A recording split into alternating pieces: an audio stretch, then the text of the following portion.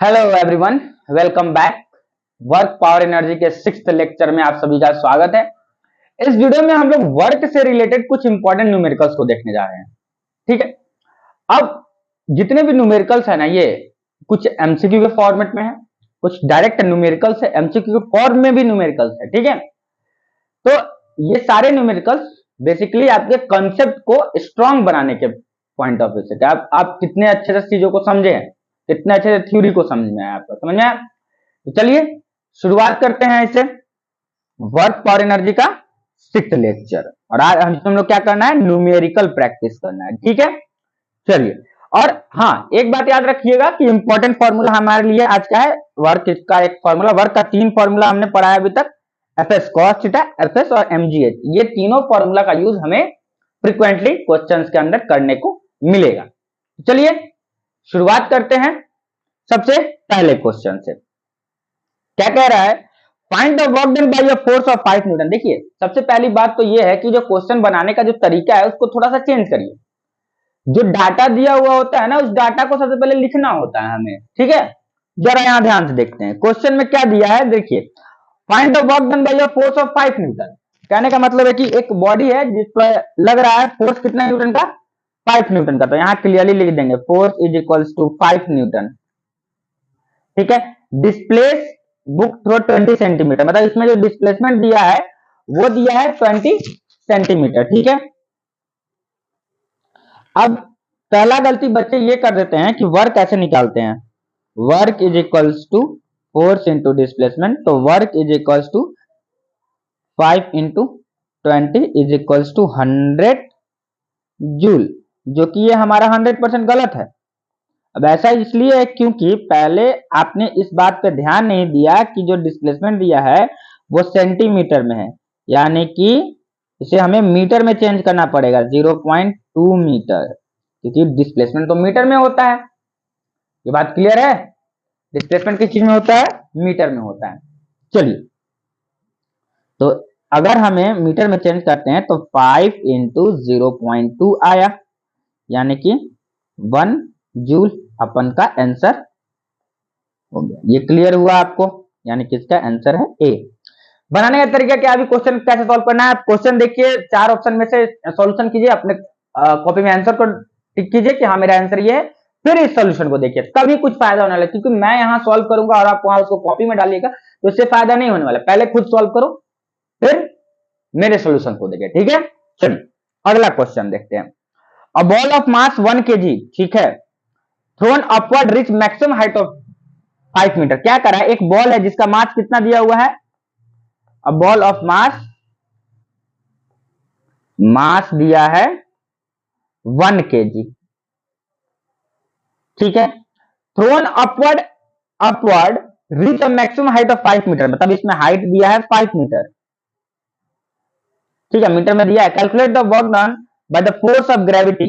Work done निकालना है हमें ग्रेविटी के द्वारा कितना होगा। तो हमको पता है कि वर्क डन का 3 फॉर्मूला, फोर्स इंटू डिस्प्लेसमेंट होता है, force into displacement into cos theta होता है, और mgh होता है।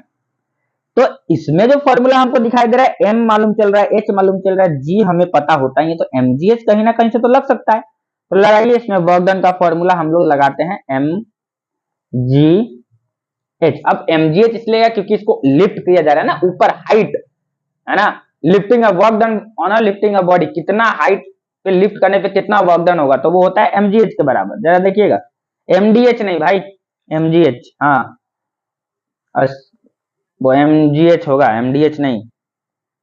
m है हमारा कितना, m है हमारा 1 इंटू जी का वैल्यू हम लोग लेते हैं 9.8, और h हमारा कितना है 5, यानी कि वर्क डन आया हमारा 49 जूल। सर इसमें कहीं 49 जूल नहीं दिया हुआ है, -49 जूल दिया। तो क्यों दिया है, ग्रेविटी का वर्क डन पूछ रहा है ना, तो आप फोर्स लगा रहे हो ऊपर उठाने में, एक ऑब्जेक्ट को ऊपर उठाने में फोर्स लगा रहे हो, बट ग्रेविटी उसको नीचे की तरफ खींच रही है। तो फोर्स और डिस्प्लेसमेंट दोनों का डायरेक्शन क्या है, इसमें अपोजिट टू ईच अदर है। तो जाहिर सी बात है इसमें क्या होगा, निगेटिव तो आएगा ही आएगा भाई, सोचने वाली बात है।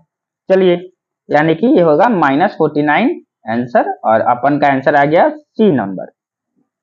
ठीक है, अगला question, find the work done by a student in a lifting a 0.5 kg book from the ground on and keeping on a shelf of height 1.5 metre.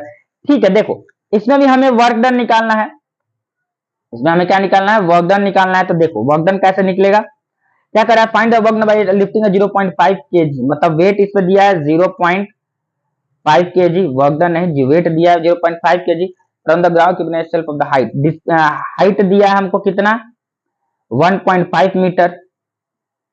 ठीक है, अब इस केस में जो वर्क डन हुआ, क्या कर रहा है कि एक स्टूडेंट जो आधे किलो का 0.5 kg के बुक को उठा के लिफ्ट कर रहा है 1.5 मीटर ऊपर, तो कितना वर्क डन होगा, तो कुछ बोलने की जरूरत नहीं है, mgh वर्क का वैल्यू आ जाएगा m मास, सॉरी यहाँ पे W की जगह आप क्या कर दो ना, W की जगह आप ये लिख दो, m लिख दो, ज्यादा मास ज्यादा बेटर लगता है यहाँ लिखने में, m मास, तो वर्क हो जाएगा m का वैल्यू कितना हो जाएगा, मास है 0.5, g का वैल्यू हम लोग ले लेते हैं 9.8 इंटू h का वैल्यू है हाइट कितना है 1.5, तो 9.8 इंटू 0.5 हो जाएगा 4.9 इंटू 1.5 होता है 7.35 जूल, और इसका अपन का आंसर आ गया यहाँ से 7.35 जूल, ये आंसर होगा। ये आंसर को हाईलाइट करते चलो भाई, ठीक है, आंसर को हाईलाइट करते चलो, सारे आंसर को, पीछे वाले आंसर को भी हाईलाइट कर दो, ठीक है, और इसको भी हाईलाइट कर दो, ठीक है। चलिए अगले क्वेश्चन की तरफ बढ़ते हैं।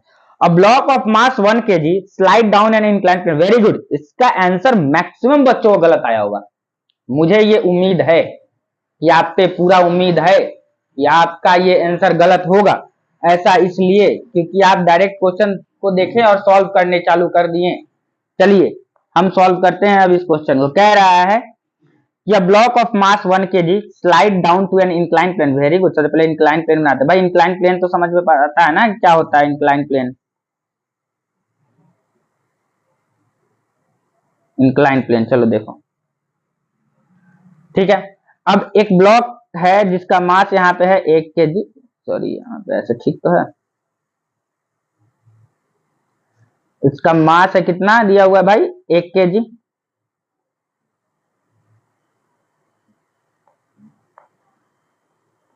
1 kg, और ये क्या कर रहा है, स्लाइड कर रहा है, incline plane angle of inclination 30 degree दिया हुआ है, ठीक है, ये स्लाइड कर रहा है और ये कितना डिस्प्लेस कर रहा है 50 सेंटीमीटर, और एंगल ऑफ इंक्लिनेशन 30 डिग्री दिया है। इसका मतलब क्वेश्चन में ये जो हमको दिया है, ये दिया है 30 डिग्री, बच्चे यहाँ पे 30 डिग्री ले लेते हैं, सबसे बड़ी गलती ये करते हैं, ये 30 डिग्री ले लेते हैं, नहीं बच्चों 30 डिग्री ये नहीं है, इसमें दिया है 30 डिग्री हमारा ये, और ये हो जाएगा, अगर हम थोड़ा सा मैथ लगा दें तो ये हो जाएगा 60 डिग्री और ये हो जाएगा 90 डिग्री। अब कोई दिमाग ही नहीं लगाना, 50 सेंटीमीटर है तो 0.5 मीटर कर दो, दिमाग लगा लो ना, अब वर्क डन नहीं कैलकुलेट कर सकते, यहाँ से वर्क डन आ जाएगा F S cos theta, force का वैल्यू कितना है, सॉरी हाँ फोर्स, अच्छा एक और बात करते हैं, इसमें फोर्स कितना लगेगा, तो ब्लॉक जब नीचे गिर रहा होगा तो इसका वेट डाउनवर्ड ऐड करेगा ना, तो mg के बराबर लगेगा, यहाँ पे इसमें जो ब्लॉक फोर्स लगेगा वो mg के बराबर होगा, mg के बराबर होगा, तो ये जाएगा mg S cos theta, mg का वैल्यू बताओ कितना है, 9.8 हो जाएगा, 1 इंटू 9.8, मास का value 1 into 9.8 into S displacement कितना है भाई 0.5 इंटू कॉस 60 का वैल्यू कितना हो जाएगा 1/2, यहाँ पे याद रख लो भाई, cos 60 का वैल्यू कितना हो जाता है 9 तैयार हो जाएगा 2.45 जूल। अब इसको एक चीज और याद रख लेना, यहाँ पे एक बार बहुत ध्यान से रख लेना कि cos 60 का वैल्यू कितना होता है 1/2, भाई cos का वैल्यू याद कर लो काम आएगा, लो ज्यादा जरूरत नहीं पड़ता बट याद करने में क्या आ जाता है थोड़ा सा तो है मैं। चलो अगला देखो, अ फोर्स ऑफ 10 न्यूटन, बच्चों वाला सवाल है भाई, a force of 10 newton displace an object through 20 centimetre, force इसमें कितना दिया है भाई, 10 newton. Displace on object through 20 centimetre, S is equals to 20 centimetre. तो पहली बात यानी कि 0.2 मीटर, ठीक है। And does a work of 1 joule, work दिया है 1 joule. Find the angle between the force and the displacement. Very good. इस क्वेश्चन में थोड़ा सा कुछ छूट रहा है क्या, एंगल बिटवीन, इसको थोड़ा छोटा करने दो इस क्वेश्चन को। हाँ अब सही दिख रहा है। Find the angle between force and the displacement. तो वर्क डन का फॉर्मूला लगा, वर्क डन का फॉर्मूला होता है एफ एस कॉस थीटा। तो थोड़ा सा कलर चेंज करने दो अब इसको, और इसके कलर को इतना दूर के चेंज करो, मिटाया क्यों जाए इसको, इसे कलर को रेड कर दो। लो चलो, वर्क का वैल्यू 1 जूल है, तो वर्क का फॉर्मूला क्या होता है, वर्क होता है F into S into cos theta. Cos theta का रहने देते हैं यहीं पे, कॉस थीटा। वर्क का वैल्यू यहाँ पे दिया है क्या, वर्क का वैल्यू दिया है यहाँ पे 1, तो 1 into 1 is equals to 10 into 0.2 कितना होता है, 2 हो जाएगा। 2 कॉस थीटा, इसको हम ऐसे लिख सकते हैं ना, 2 cos theta is equals to कितना 1, यानी कि cos theta is equals to 1/2। तो कॉस कितना का वैल्यू 1/2 होता है भाई, बताओ। कॉस कितना का वैल्यू 1/2 होता है, सोचने वाली बात है। 60 डिग्री का वैल्यू 1/2 होता है भाई। कॉस 60 का वैल्यू कितना होता है 1/2, तो कॉस 60 इज इक्वल्स टू 1/2। अच्छा, कॉस थीटा का वैल्यू 1/2, कॉस 60 यानी कि थीटा का वैल्यू आ गया यहाँ पे मेरा 60 डिग्री। ये पूछना चाह रहा था कि एंगल कितना होगा, तो एंगल होगा 60 डिग्री, तभी कॉस का वैल्यू आ जाना चाहिए 1/2। मिल गया ना जवाब। क्या दिमाग लगा रहे भाई, इसमें थीटा का वैल्यू 60 डिग्री था, सॉल्व करके देख लो, नहीं होता है तो। A stone is tied to a string is rolled in a circle. What is the work is said to be done by the string? देखो सिंपल सवाल, एक्सप्लेनेशन करता हूँ, इसे सॉल्व करने वाला सवाल नहीं है। देखो मान लेते हैं हमने एक रस्सी को इसमें बांधा, रस्सी से एक पत्थर को दाना ऐसे ऐसे गोल गोल घुमाने लगे, तो रस्सी ऐसे ऐसे गोल गोल घूम रहा होगा, किसकी वजह से, सेंट्रीपिटल फोर्स से गोल गोल घूमेगा ना भाई, centripetal force. Displacement force angle 90 degree, force displacement force लगा रहा है ना, ये सेंट्रीपिटल फोर्स सेंटर की तरफ फोर्स लगा रहा है, ये 90 degree. F S cos theta, theta का वैल्यू कितना हो जाएगा इसमें 90 डिग्री, तो यहाँ होगा 0 आंसर। कहने का मतलब है कि सेंट्रीपिटल फोर्स वर्क डन कर रहा है यहाँ पे, इसका मतलब 0 होगा। समझ में आ रहा है बात, क्या क्यों 0 हो रहा है, क्योंकि सेंट्रीपिटल फोर्स लग रहा है, सेंट्रीपिटल फोर्स का वर्क डन 0 हो जाएगा। एनसीईआरटी में भी ये बात दिया हुआ है, ठीक है, एनसीईआरटी में ये बात दिया हुआ है, पढ़ना इसको एक बार ठीक से, ठीक है। What kind of string positive centripetal force का वर्क डन 0 होता है। अगला क्वेश्चन देखते हैं। देखो, a man with the box on his head is climbing up a ladder, what is work is done to be man. Okay, centripetal force का work done 0 हो जाना चाहिए, ठीक है, वो तो सही है अपना। अ man with the box on his head, एक सेकंड मेरे को अगला क्वेश्चन देख लेने दो। अगला क्वेश्चन है हमारा 0, हाँ ठीक है। अ मैन विद द बॉक्स, एक माथा पे एक बॉक्स रख के एक मैन है जो ऊपर की तरफ चढ़ रहा है, what is work done by the man on the box. तो मैन के बॉक्स, तो देखो मैन फोर्स ऊपर लगा रहा है, डिस्प्लेसमेंट भी ऊपर की तरफ हो रहा है, तो वो कैसा आ जाएगा, फोर्स की तरफ डायरेक्शन और डिस्प्लेसमेंट का डायरेक्शन सेम है, तो पॉजिटिव वर्क डन होगा भाई। जरा सोचो, man with the box on his head, माथा पर रख के है ना, क्लाइंबिंग अप लेडर, लेडर पे चढ़ रहा है, तो ऊपर की तरफ चढ़ रहा है, तो फोर्स भी ऊपर की तरफ, माथा पे हेड रखा ऊपर, और डिस्प्लेसमेंट भी ऊपर की तरफ, फोर्स और डिस्प्लेसमेंट दोनों का डायरेक्शन सेम, पॉजिटिव वर्क होगा, पॉजिटिव वर्क होगा, 0 नहीं होगा, ठीक है। अगला क्वेश्चन देखते हैं, चलिए अगला क्वेश्चन देखते हैं। एक सेकंड मेरे को बस ये वाला देखने दो, हाँ ठीक है, ये 0 हो जाएगा, ठीक। A force of 5 Newton act on the displacement is perpendicular. भाई यहाँ एक देखो क्या कह रहा है, डिस्प्लेसमेंट इज परपेंडिकुलर, है ना, कलर चेंज करो, यहाँ पे देखो ये कह रहा है displacement is perpendicular direction of the force. इसका मतलब क्या हुआ, इस क्वेश्चन में हमको जो थीटा दिया है वो थीटा कितना दिया हुआ है, theta is equals to 90 degree, यानी कि work is equals to F S cos 90 यानी कि वर्क इज इक्वल्स टू 0। कुछ बोलने की जरूरत भी नहीं है भाई, 0 खोजो, आंसर लगाओ। जहां फोर्स और डायरेक्शन दोनों, डिस्प्लेसमेंट डायरेक्शन परपेंडिकुलर, तो वहां फोर्स वर्क डन 0 हो जाएगा, खत्म बात। What should be angle between the force for the maximum workload. जरा यहां से देखो, मैक्सिमम वर्कलोड के लिए कितना हो जाएगा, तो कॉस कॉस 0 की वैल्यू 1, यहां पे लिख देते हैं कॉस थीटा 0 डिग्री, ऊपर लिख देते हैं इसको 0 डिग्री, नहीं यहां रहने दो, यहीं रहने दो। अरे यार क्या हो रहा है, 0 degree, 30 degree, 45 degree, 60 degree, 90 degree, 180 degree. Cos 0 का वैल्यू कितना होता है 1, 30 का वैल्यू होता है √3/2, 1/√2, 60 का वैल्यू होता है 1/2, 90 का वैल्यू 0 होता है, अब -1 होता है। जरा सोचो, what the angle between the force and distance the maximum work. Maximum work के लिए इन सारों में से क्या एंगल होना चाहिए। देखो अगर हम बात करते हैं, जो जो ऑप्शन में हमारे पास दिया हुआ है, 60 डिग्री पे जो वर्क होगा उसका वैल्यू हाफ हो जाएगा। देखो जरा यहाँ से 1/2, 30 डिग्री पे क्या हो जाएगा √3/2, 1.73/2, 0.865,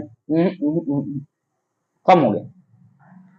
90 पे तो 0 हो जाएगा, बच गया क्या 0 डिग्री, 0 डिग्री 1 हो जाएगा। भाई बात यही सही है, सही एकदम सही दिमाग लगा। 0 डिग्री पे वर्क डन का वैल्यू क्या होगा मैक्सिमम, इसमें दिया हुआ उससे हिसाब से देखो। In which of the following cases work done in maximum, इसमें से किस केस में वर्क डन मैक्सिमम होगा, जरा सोचो।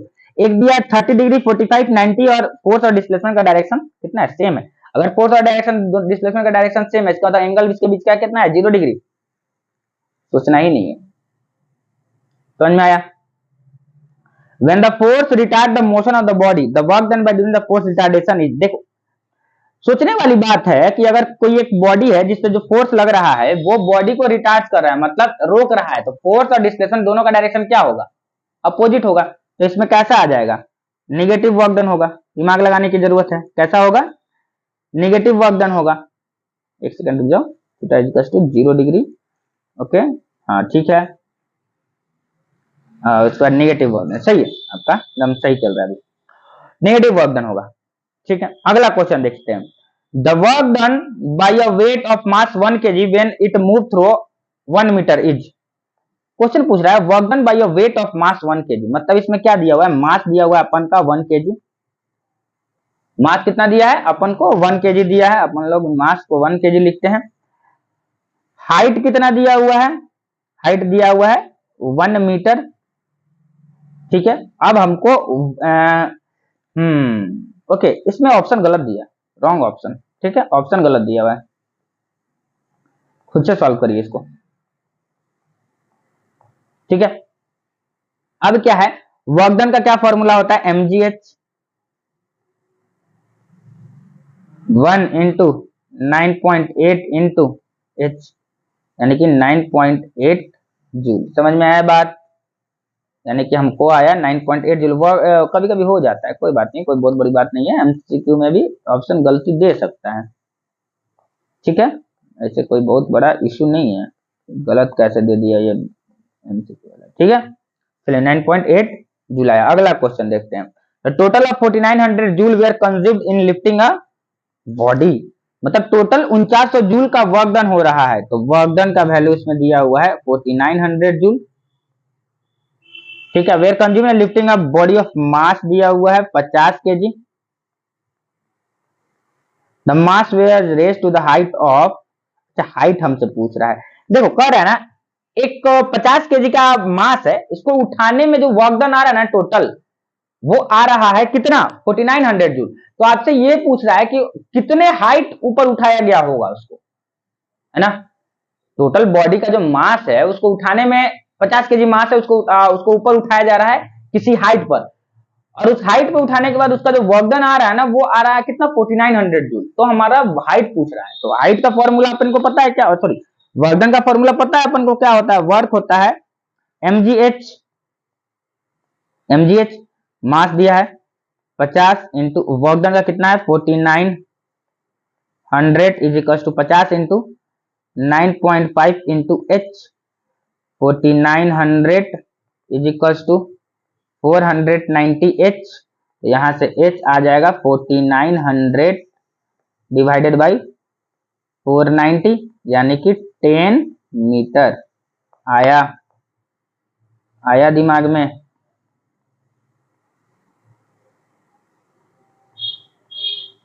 आया दिमाग में? चलो अगला क्वेश्चन देखते हैं। क्वेश्चन कर रहा है the work done is zero if. Question पूछ रहा है इन चारों ऑप्शन में से वर्क डन जीरो कब होगा। तो सबसे पहला ऑप्शन दे रहा है the body show displacement in the opposite direction to the applied force. A force में कह रहा है कि जो फोर्स लग रहा है वो इस डायरेक्शन में है और डिस्प्लेसमेंट इस डायरेक्शन में है, तो क्या वर्क डन जीरो होगा? तो नहीं भाई, इस केस में वर्क डन जीरो नहीं होता है। The force show displacement in same direction as that of applied force. मतलब फोर्स भी इधर लग रहा हो और डिस्प्लेसमेंट भी इधर हो रहा हो, फोर्स और डिस्प्लेसमेंट, तो इस केस में भी वर्क डन जीरो नहीं होता है। The force show a displacement perpendicular direction of applied force. ये और ये, मतलब ये फोर्स लग रहा हो, सॉरी ये लग रहा हो फोर्स और इधर हो रहा हो डिस्प्लेसमेंट, दोनों के बीच का एंगल हो 90 डिग्री, तो इस केस में होता है हमारा वर्क डन जीरो। तो इसका ऑप्शन कितना हो जाएगा? सी हो जाएगा। द बॉडी में ऑब्लिक होता है, किसी एंगल पे मूव कर रहा हो तो भाई वो तो जीरो नहीं होगा। समझ में आया?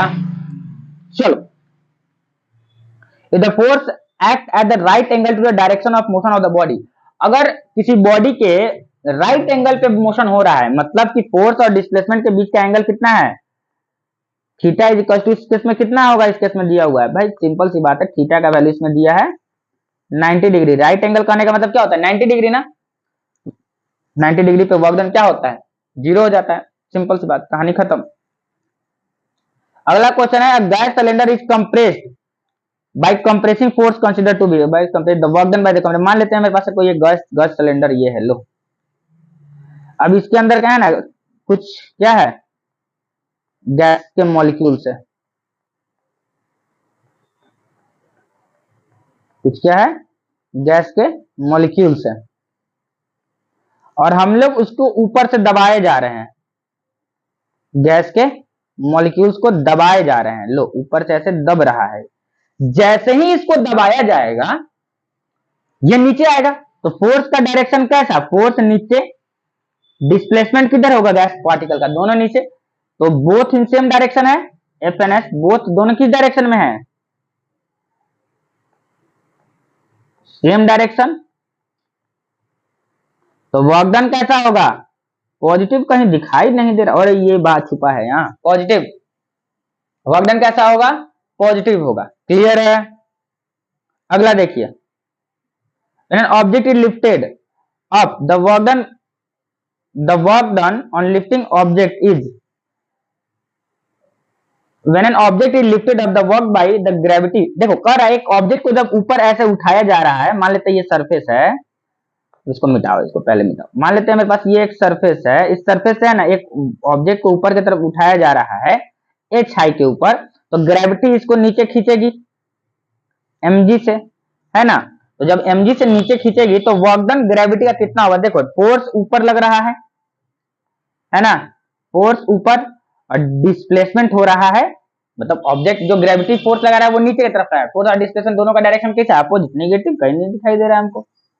इस केस में क्या होगा? नेगेटिव वर्क डन है। आपको लग रहा है कि हो जाएगा, ग्रेविटी वर्क डन नेगेटिव निकालेगा ना, माइनस mgh होगा यहाँ पे ग्रेविटी का वर्क डन। क्यों? क्योंकि वो नीचे की तरफ खींच रहा है।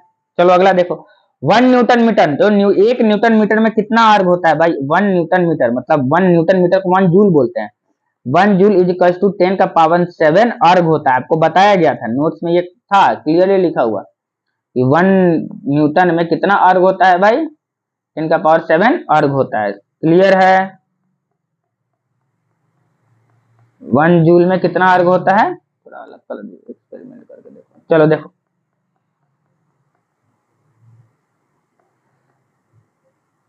ठीक है, तो 1 जूल में होता है 10 का पावर 7। आंख बंद करके 10 का पावर 7 पे टिक मार दो। समझ में आया? अगला, a man of the mass 60 kg push the concrete wall the wall. Okay, इसमें तो पहले से टिक लगा हुआ था, छूट गया होगा, चलो ठीक है। देखो, एक मैन है जो कंक्रीट, ये दीवार है ना, मान लेते हैं ये पीछे मेरे दीवार है, इसको हम धक्का दिए जा रहे हैं, मास मेरा 60 kg, हम धक्का दिए जा रहे हैं, वो बॉडी मूव ही नहीं कर रहा है, डिस्प्लेसमेंट हो ही नहीं रहा, तो फिर वर्क डन कितना होगा इसमें? कहीं जीरो दिखाई दे दे, मूव करेगा तब ना वर्क डन होगा, तो मूव ही नहीं कर रहा है, तो वर्क डन कहां से हो गया? समझ में आया? ये एक छोटा सा क्वेश्चन, और अब लास्ट के 2 क्वेश्चन बचे हैं, ज्यादा नहीं है। चलिए शुरुआत करते हैं इस क्वेश्चन को बनाते हुए। अब फोर्स ऑफ 5 न्यूटन इस क्वेश्चन में दिया हुआ है, फोर्स दिया हुआ है 5 न्यूटन का। Act on object of mass दिया हुआ है 5 KG, mass 5 kg as shown. The object get displaced by 5 metre, displacement दिया हुआ है 5 metre. In the horizontal direction the work done by the force is, work done हमसे पूछ रहा है। वर्क डन का formula F S cos theta होता है, वर्क होता है F S cos theta. Force कितना दिया हुआ है 5 इंटू डिस्प्लेसमेंट दिया है 5 into cos theta, theta cos 60, cos 60 का वैल्यू कितना होता है 1/2, 25 इंटू 1/2, 12.5 मीटर। समझ में आया? आया? चमका? चमका कि नहीं चमका? चलो 12.5 मीटर। अगला है, लास्ट क्वेश्चन है ये। अब फोर्स ऑफ 7√2 न्यूटन, फोर्स दिया है 7√2 न्यूटन, ठीक है। Act on object of mass 5 KG, mass दिया है 5 KG, mass 5 KG. If the body get horizontal displacement of 5 metre, displacement दिया हुआ है कितना 5 मीटर। द वर्क डन पूछ रहा है, भाई वही लगाओ, वर्क डन होता है। और इसके इसमें बता लो, थीटा दिया हुआ है, कॉमा थीटा दिया है 45 डिग्री, तो वर्क डन हो जाएगा F S cos theta. Force कितना है 7√2 इंटू एस, डिस्प्लेसमेंट है 5 इंटू कॉस कॉस थीटा, यानी कॉस 45 का वैल्यू होता है 1/√2। हम एक काम कर सकते हैं ना, आंख बंद करके इस चीज को कटा दें, बच क्या जाएगा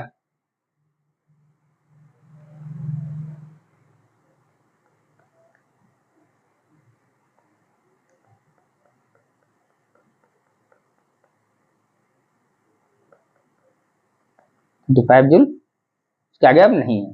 चलिए देखिए, तो हमने अप्रोक्स मुझे लग रहा है कि 20 के करीब क्वेश्चंस किए हैं, इसमें बहुत मैक्सिमम तो एमसीक्यू थे, ठीक है, सॉल्व करने की जरूरत भी नहीं, सोचने वाली जरूरत है। अब क्वेश्चन इस वर्क टॉपिक से इतना ही तो नहीं है, बहुत सारे क्वेश्चन हो सकते हैं, बट मैंने एक बेसिक आपको क्वेश्चन करा दिया कि इस टाइप के क्वेश्चन भी होते हैं, मतलब मैक्सिमम ट्राई किया कि मैंने सारे टाइप के क्वेश्चन ले लिए। अगर किसी बच्चे को इसके अलावा भी किसी क्वेश्चन में डाउट है तो प्लीज अपने क्वेश्चन को कमेंट में लिख दो, उस क्वेश्चन का जो सोल्यूशन होगा या तो अगले वीडियो में मिल जाएगा, पहली बात, और नहीं तो वही कमेंट बॉक्स में आपको रिप्लाई मिल जाएगा, ठीक है। टिल देन टेक केयर, पढ़ाई करते रहिए, एकदम मजे से पढ़ाई करते रहिए, पढ़ाई कभी बोरिंग नहीं होता है, ठीक है।